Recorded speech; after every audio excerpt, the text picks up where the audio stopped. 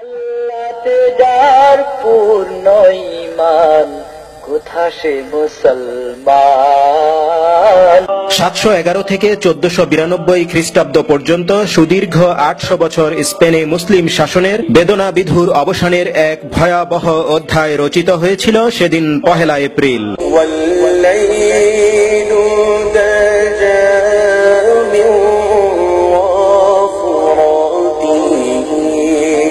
এর আগে ইউরোপ যখন ছিল অশিক্ষা, কুশিক্ষা, অসভ্যতা আর কুসংস্কারের ভয়ানক অন্ধকারে নিমজ্জিত, তখন তারেক বিন জিয়াদের নেতৃত্বে মুসলমানদের স্পেন জয়ের পর জ্ঞান, বিজ্ঞান, শিক্ষা, সংস্কৃতি, ব্যবসা, বাণিজ্য, কৃষি, শিল্প, শক্তি, ক্ষমতায়, ধন সম্পদে, চারু কারু, স্থাপত্য, ভাস্কর্যে তথা সভ্যতার আধুনিক বিকাশের মধ্য দিয়ে মুসলমানরা স্পেনকে রূপ দিয়েছিল পৃথিবীর অন্যতম শ্রেষ্ঠ দেশে।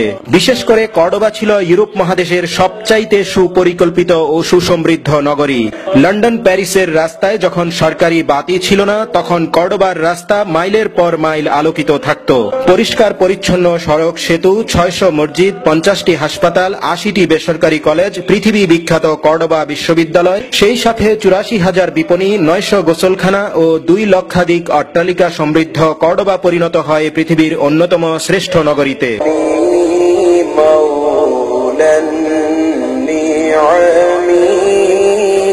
কিন্তু স্পেনের বিভিন্ন শহরে স্থানীয় মুসলিম শাসকরা যখন ইসলামের সঠিক শিক্ষা থেকে দূরে সরে গিয়ে নিজেদের মধ্যে চরম অন্তর্কলহে লিপ্ত হল, তখনই রাজা ফার্ডিনান্ড ও রানী ইসাবেলার চক্রান্ত সফল হতে শুরু করল।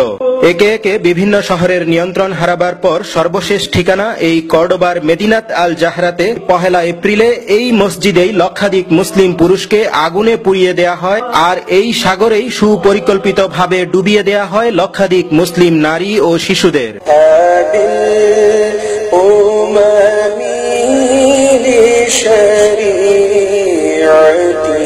শত শত বছর পর আজও আন্দালুসিয়া প্রদেশের ঐতিহাসিক কর্ডোবার আকাশে বাতাসে ধ্বনিত হয় লক্ষ মুসলমানের আত্মার ক্রন্দন।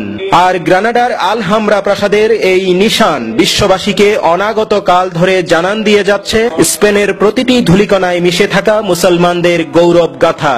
মাইনুল ইসলাম নাসিম, বাংলা টিভি নিউজ।